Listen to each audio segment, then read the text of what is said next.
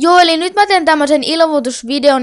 niin että jos mä kerron teille, että niin mä en tee tälle kanavalle enää videoita ollenkaan. Mä oon niin kuin lopettanut tämän kanavan aika päivää sitten, mutta tilaajia on tullut aika mukavasti lisää, vaikka en oo tehnyt videoita. Mutta mulla on semmonen toinen kanava, jossa on ihan just jo 300 tilaajaa, ja siinä kanavalla niin mä teen sinne vlogeja, maideita, haasteita ja kaikkia lyhytelokuvia ja semmosia.